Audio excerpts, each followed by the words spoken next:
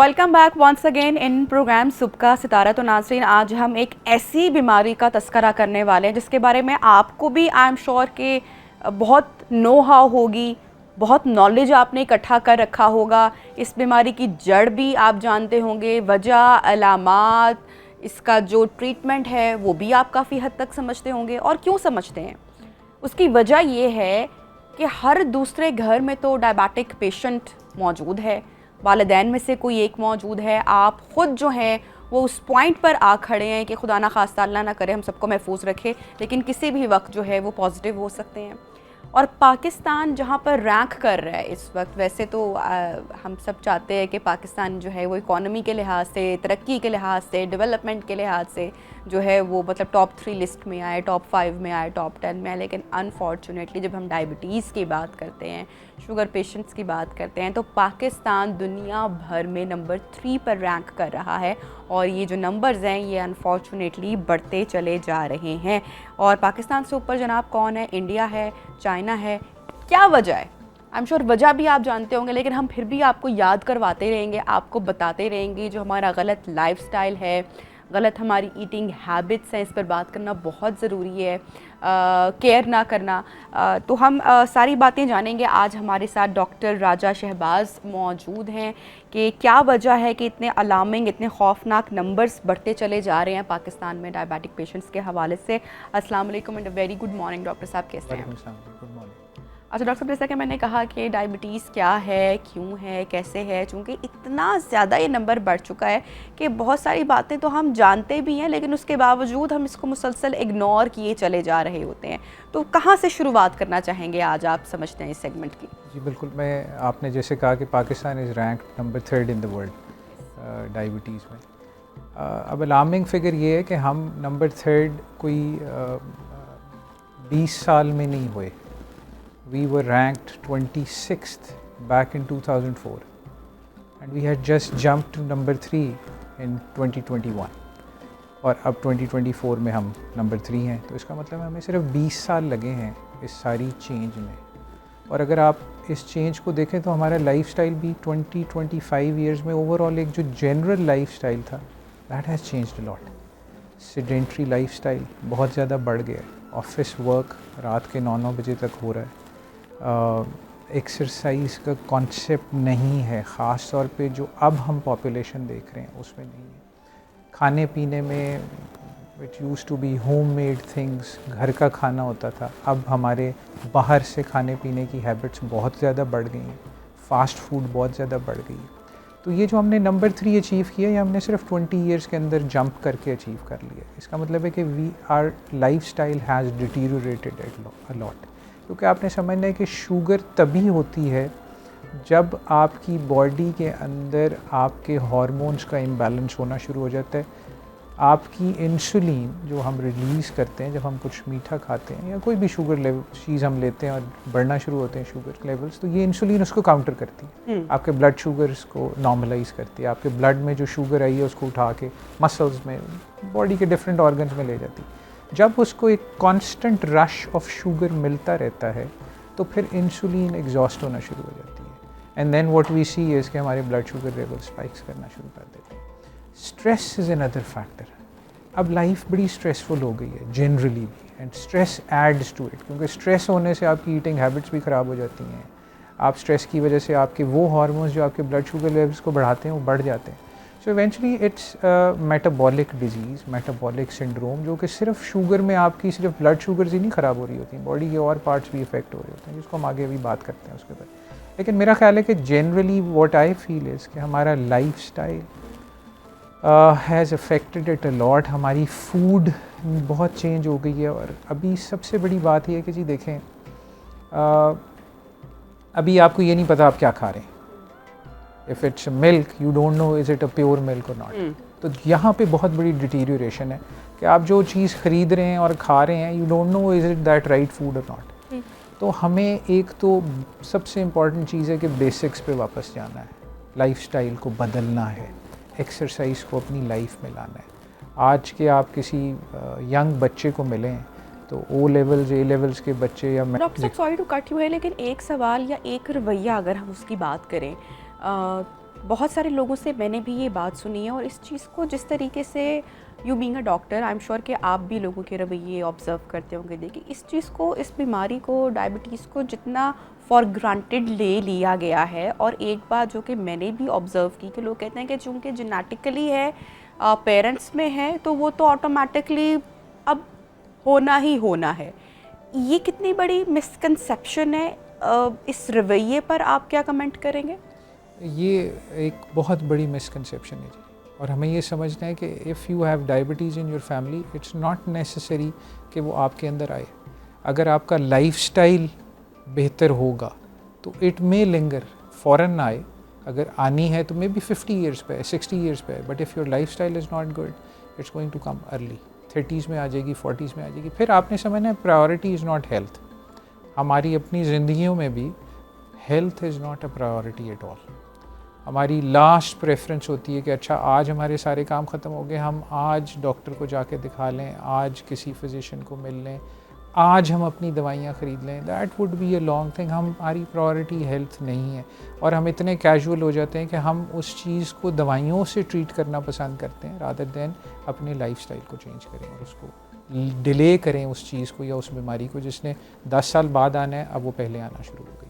ठीक। अच्छा डॉक्टर साहब, जो डायबिटीज़ की जो टाइप्स हैं, मैं चाहूँगी कि उन पर आप दोनों टाइप्स पर अगर हमारी ऑडियंस टाइप को 1 डायबिटीज़ है जी, ये यंग लोगों में आती है, टीन्स में, जो लोग 13, 14, 15 साल के या बिल्कुल एट बर्थ के बाद भी 1-2 सालों में भी, इन लोगों में लबलबा जो हमारा जिसको पैनक्रियास कहते हैं वो इंसुलिन नहीं बनाता और वो डैमेज हो जाता है बिकॉज आपकी अपनी इम्यूनिटी उसको डैमेज कर देती है, बॉडी की जो कुव्वत डैमेज मुदाफ़त। करने की जो आपने बताया रीजंस, अगर हम साथ साथ कंटिन्यू करें। रीज़न जेनेटिक्स हैं जी, दिस इज़ ऑल जेनेटिक्स। तो ये टाइप 1 जो है, ये इसमें ये होता है कि जेनेटिकली आपकी बॉडी इस तरह कुव्वत मुदाफ़त होती है कि आपके पैनक्रियास को या आपके लबलबे को डैमेज करती और आपकी इंसुलिन प्रोडक्शन ख़त्म हो जाती है या बहुत कम हो जाती है, तो आपके ब्लड शुगर लेवल्स बढ़ना शुरू होते हैं।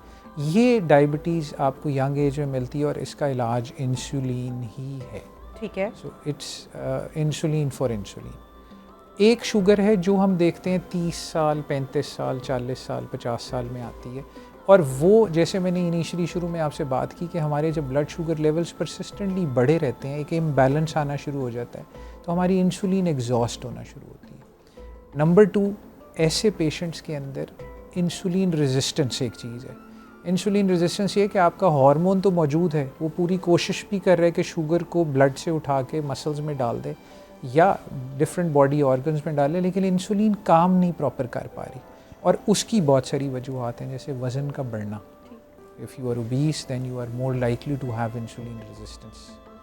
If you don't do exercise, you are likely to have insulin resistance. If you have more stress, if you have more blood sugars, you can have an insulin resistance. ये type 2 diabetes है और ये late as में आती है। लेकिन जो अब आप एक हैरानकुन चीज़ देखेंगी जो हम पिछले 5 से 6 साल में देख रहे हैं कि हमारे यंग लोगों में टाइप 2 डायबिटीज़ होनी शुरू हो गई। नॉर्मली हम सोचते हैं कि यंग में टाइप 1 ही होगी, लेकिन अब हम देख रहे हैं कि 16, 17, 18 साल के लोग डायबिटिक हो रहे हैं, और वो वाली डायबिटीज़ जो कि नॉर्मली 30 साल के बाद होती है वो अब डेवलप होना शुरू हो रही है, और उसकी वजह इंसुलिन रेजिस्टेंस ही है। तो ये एक चेंज है, और इसी वजह से आप देखें कि हमारे नंबर्स एकदम पिछले 10 से 20 साल में एकदम बढ़ गए, और हमारा नंबर ऑफ़ जो पेशेंट्स हैं डायबिटीज़ के, दे हैव इंक्रीज्ड। अच्छा डॉक्टर साहब, मैं लाइफस्टाइल के ऊपर ज़रूर बात करना चाहूँगी, वो भी इन डिटेल बात करना चाहूँगी कि हमारे यहाँ बहुत सारे लोग हैं वो ये बात करते हैं, स्पेशली घर के जो बड़े बुजुर्ग हैं, जब डॉक्टर्स के पास जाते हैं, डॉक्टर सबसे पहले उनके खाने की जो लाइफस्टाइल है उस पर मॉडिफिकेशन करना चाहते हैं, तो वो एक शिकवा के डॉक्टर साहब सब कुछ ही आपने बंद किया, उन्हें सीखी खाइए। तो एक ये वाली बात भी बहुत ज़रूरी है कि हम इस पर बात करें कि डॉक्टर किसी वजह से ही वो बंद करें, और हम ये समझते हैं कि अगर हम बेकरी आइटम्स नहीं खा रहे या बाहर की तली हुई अशिया नहीं खा रहे या जंक फूड नहीं खा रहे, खास करके मैं ये ओल्डर जनरेशन की बात करें जिसमें हमारे पेरेंट्स और हमारे ग्रैंड पेरेंट्स आते हैं जो कि डिनाइल में होते हैं, जिनको समझाना भी बहुत मुश्किल होता है इस स्टेज पे। हम क्या खा रहे हैं? हम तो जनाब सिर्फ घर का खाना खा रहे हैं, लेकिन घर का खाना क्या खा रहे हैं और वो किस तरीके से फिर बना है, क्योंकि हम आज भी हमारे घर के खाने उसी तरह से खाते हैं कि बहुत सारा ऑयल का इस्तेमाल किया जाता है, रोटी चावल हैं कि वो गिने नहीं जाते। तो जब आप घर की चीज़ें भी बहुत ज़्यादा क्वांटिटी में खाएंगे और आप समझेंगे कि हम बाहर का नहीं खा रहे, खा तो घर का रहे हैं, लेकिन है वो भी गलत।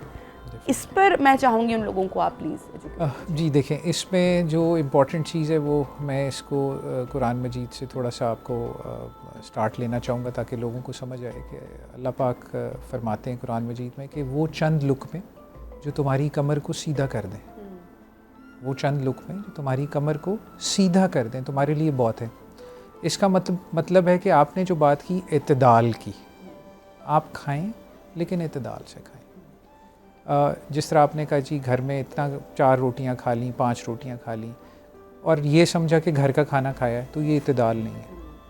इसी तरह ये जो आपने एक इनिशियली बात की कि लोग कहते हैं कि जी डॉक्टर साहब आपने तो सारा कुछ ही बंद कर दिया, क्योंकि अगर हम देखें तो हमारी डेली रूटीन में फ़िज़ी ड्रिंक्स शामिल हैं, हमारी डेली की रूटीन में बेकरी आइटम्स शामिल हैं, हमारी डेली की रूटीन में आप कभी नोट कीजिएगा आपके घरों में फल क्या आते हैं, केला, आम, खजूर, अंगूर, ये वो फल हैं जो कि हम कॉमनली घर में लेके आते हैं। बहुत कम लोग होते हैं जो कहते हैं अच्छा आलू बुखारा भी ले लें, खुबानी भी खा लें, आड़ू भी ले लें, सेब ले लें, बहुत कम होते हैं वो वाले जो बहुत मीठे तरीन हैं। यस, अब आपने समझना है कि ये कहना कि जी बिल्कुल ही मेरे पे पाबंदी लगा दी, मैं कभी किसी पेशेंट पे पाबंदी नहीं लगाता। मैं उन्हें कहता हूँ आपने खाना है तो तरीके से खाएं। शुगर का पेशेंट कहते जी मैंने आम खाना है, बहुत सारे शायद फिजिशियंस इस पर इतराज़ भी करें, मैं उसे कहता हूँ जी आप आम खाएं, बिल्कुल खाएं, हफ्ते में 2 दिन रख लें, अपना एक मील आम ही खाएं दरमियाने साइज़ का, लेकिन वो वाला तरीका नहीं करना कि पहले रोटी खाएं, नहीं पहले रोटी खाएं फिर आम खाएं फिर लस्सी पिएं। हमारा देसी तरीका तो ये है ना, पंजाबियों का हम ऐसे ही खाते हैं। तो just take a mango if you are craving for a mango, उससे क्या होगा आपकी कैलोरीज नहीं बढ़ेंगी, फिर आपका मील सिर्फ एक मैंगो इन अ प्लेट होगा जिसके 4-5 पीस आप खा सकते हैं। आपकी कैलोरीज आपको बैलेंस करनी है। आप अपनी चपाती अगर आधी सुबह खा रहे हैं, आधी शाम खा रहे हैं, आधी रात खा रहे हैं, 1.5 chapati is more than enough for a diabetic patients in a day. लेकिन अगर आपने 2 रोटियां सुबह खाई हैं और फिर आपने 2 रोटियां रात को खाई हैं, that means this is a misconception कि जी मैं तो कुछ खाता ही नहीं हूँ। सेकेंडली डायबिटिक पेशेंट्स को समझना है कि gap in the meal is very important thing. आप अपने खाने के दौरान गैप्स लंबे ना करें। अच्छा, जब स्मॉल आप पोर्शंस में यस जब आप लंबे करेंगे गैप्स, मतलब बहुत सारी ख़वातीन भी जो वेट लॉस करना चाहती हैं हमें आके कहती हैं डॉक्टर साहब हम सुबह नाश्ता करते हैं और फिर रात को इतना सा खाना खाते हैं। आप करते क्या हैं, जब आप इतना बड़ा गैप देते हैं, आप जो मर्ज़ी खा लें, 4 पराठे खा लें, 2 घंटे बाद आपकी बॉडी ने उस सारी शुगर को मूव कर देना है इन योर बॉडी, और 2 घंटे बाद आपकी बॉडी की रिक्वायरमेंट है कि उसको कुछ मिले दोबारा। ठीक। अब जब आप उसको नहीं खिलाएंगे तो क्या होगा, ऐसे हार्मोन्स रिलीज़ होंगे जो ब्लड ग्लूकोज तो चाहिए आपको, आपके ब्रेन ने सारा वक्त काम करना है, आपके हार्ट ने काम करना है, आपकी ब्रीदिंग ने काम करना है, उसको तो ग्लूकोज चाहिए। तो वो क्या करेगा, वो हार्मोन्स रिलीज़ करेगा जो आपके ब्लड शुगर लेवल्स को बढ़ाए। अब आपने 8 घंटे कुछ नहीं खाया, वो लेवल्स बढ़े रहेंगे। ठीक। This will make you more hyperglycaemic. तो take small meals every 4 to 6 hours. Doctor साहब ये बहुत सारी डाइट्स की भी जैसे चर्चा होती है ना, और मैं बहुत सारे चूँकि सेगमेंट्स भी करती हूँ और हम बहुत सारी इस पर बात भी करते हैं। सोशल मीडिया पे बहुत सारा डाटा जो है वो इस हवाले से अवेलेबल है। इंटरमिटेंट डाइट के हवाले से जितनी बात हो रही है फ्रॉम लास्ट 2-3 ईयर्स, आप इस पूरे अगर कॉन्टिनेंट की बात कर लें तो यहाँ पे बहुत सारे ऐसे इन्फ्लुएंसर्स हैं, बहुत अच्छा कंटेंट भी क्रिएट कर रहे हैं, तो वो इसके बेनिफिट्स पे बात भी करते हैं। इसके अलावा जो दीगर अदर डाइट्स हैं जिसमें कहा जाता है कि आप इतने आवर्स की फास्टिंग करें, तो वो इन पेशेंट्स के लिए बिल्कुल भी नहीं है, या जो रिस्क फैक्टर पे हैं और जो अपना वज़न घटाने के लिए कर रहे हैं, या वो कर सकते हैं? देखिए जो डायबिटिक पेशेंट्स हैं इनके लिए intermittent fasting is not recommended at all. Okay. आपने हर 4 घंटे बाद खाना है, चाहे आप सुबह एक ब्राउन ब्रेड का स्लाइस और एक अंडे की सफ़ेदी ले रहे हैं तो 11 बजे टेक एन एप्पल, 3 बजे take half chapati, but you can not fast for 16 hour. Intermittent fasting आप 16 घंटे कुछ नहीं खा रहे और फिर 8 घंटे आप बहुत कुछ खा रहे हैं। ठीक है। तो इनके अंदर जब आप 16 घंटे फास्टिंग देंगे तो व्हाट विल हैपन, मैंने जो आपको इनिशियली इसकी बेसिक्स बताई, आपके वो हार्मोन्स जिन्होंने ब्लड शुगर्स को बढ़ाना है वो बढ़ जाएंगे, और जब वो बढ़ेंगे तो फिर आपके शुगर लेवल्स अनकंट्रोल्ड हो जाएंगे। ठीक है। अच्छा डॉक्टर साहब मुझे ये बताएगा कि डायबिटीज़ हमें हार्ट पेशेंट कैसे बनाती है, और हमारी जो बॉडी के अदर ऑर्गन्स हैं उनको किस तरह gradually slowly with passage of time उनको डैमेज करती है और हमारा एंड कितना खुदा ना खास्ता तकलीफ दे हो सकता है, हमें तो उससे बचना चाहिए ना। जी बिल्कुल। देखें, जो डायबिटीज़ है इसका डैमेज करने का मुख्तलिफ ऑर्गन्स को तरीका ये है कि ये आपकी जो खून की शरियानें हैं, जो नालियाँ हैं, उनको आहिस्ता आहिस्ता उनकी जो वॉल है या जो उनकी लाइनिंग है उसके ऊपर कोलेस्ट्रॉल डिपॉजिट होना शुरू हो जाता है और शुगर की वजह से वो डैमेज होना शुरू होती हैं और फिर वो आहिस्ता आहिस्ता तंग होनी शुरू हो जाती है। अब इसमें बड़ी वेसल्स भी हैं, जैसे हमारी टांगों की वेसल्स हैं, बाजुओं की बिग साइज़ वेसल्स, हार्ट है उसकी वेसल्स मीडियम साइज़ हैं, और फिर छोटी वेसल्स हैं जैसे किडनीज़ हैं, आँखें हैं, इनकी वेसल्स बहुत बारीक हैं। तो ये बड़ी वेसल्स को भी फिर आहिस्ता आहिस्ता बंद करती हैं और छोटी को भी। तो सारे ऑर्गन्स ही डैमेज होते हैं। लेकिन आपने समझना है दुनिया में जो इस वक्त इस्टेब्लिश डाटा है वो ये है कि आँखों की बिनाई का जाना, गुर्दों का अफेक्ट होना, हार्ट की डिजीज़ होना, ये वो डिजीज़ हैं जिनमें diabetes top of the list है जो इसको डैमेज करती है। और आपने समझना है कि quality of life gets worse जब आपको ये कॉम्प्लिकेशंस आ जाती हैं। एक शख्स डायलिसिस पे चला जाता है, डिपेंडेंट हो जाता है। एक शख्स उसकी बिनाई डायबिटीज़ से चली जाती है, वो डिपेंडेंट हो जाता है। एक शख्स के हार्ट की वेसल्स बंद हो जाती हैं और उसको हार्ट अटैक हो जाता है, ही बिकम्स डिपेंडेंट। अब सारी मेडिसिन रिवॉल्व करती है क्वालिटी ऑफ लाइफ। ठीक, अगर आप उठ के चल के खुद वॉशरूम जा रहे हैं, बाज़ार जा रहे हैं, खाना लेके आ रहे हैं, आपको जो मर्जी डिजीज़ है, as long as your quality of life is good, you are good. लेकिन इससे क्या होगा, हार्ट डैमेज हो गया, आप चल नहीं सकते, आप वॉशरूम नहीं जा सकते, आपको सांस चढ़ जाता है, आपके गुर्दे डैमेज हैं, आपको डायलिसिस के लिए हर दूसरे तीसरे दिन मशीन पे जाके डायलिसिस कराने, गुर्दे वॉश कराने। अगर आपकी डायबिटीज़ कंट्रोल्ड नहीं है तो फिर ये सारी कॉम्प्लिकेशन, एक बहुत बड़ी कॉम्प्लिकेशन जो आजकल हम देखते हैं फालिज है। लोगों को फालिज होता है, स्ट्रोक होता है, just because there diabetes is not control. और डायबिटीज़ को कंट्रोल करना जी मीन्स मोर विजिलेंस, यानी कि आप अपनी डायबिटीज़ को मॉनिटर करें, चेक करें। मैं हमेशा बहुत सारे वीलॉग्स और ये वो जब करता हूँ तो मैं लोगों को बताता हूँ एक सिंगल टेस्ट, 3 माह की शुगर का test, we call it HbA1c, ठीक, वो करा लें। सही, आपको अंदाज़ा हो जाएगा आपकी ट्रीटमेंट ठीक है, क्या आपका फिजिशियन आपको प्रॉपर ट्रीट कर रहे हैं, क्या आप अपनी डायबिटीज़ को अच्छा कंट्रोल कर रहे हैं कि नहीं। उसकी वैल्यूज़ देख लें, उसको लेस देन 6.5 होना चाहिए। अगर आप 6.5 है तो किताब कहती है आपको कॉम्प्लिकेशंस होने के चांसेस बहुत मिनिमल है, और अगर वो 8 से ऊपर गया हुआ है तो फिर आपके चांसेस बहुत ज़्यादा है। अब हार्डली 3 महीने बाद आपने एक ब्लड टेस्ट कराना है। कुछ लोग होते हैं कहते हैं हमारे से डेली शुगर्स नहीं चेक होती, इट्स पेन, इट्स डिफ़िकल्ट।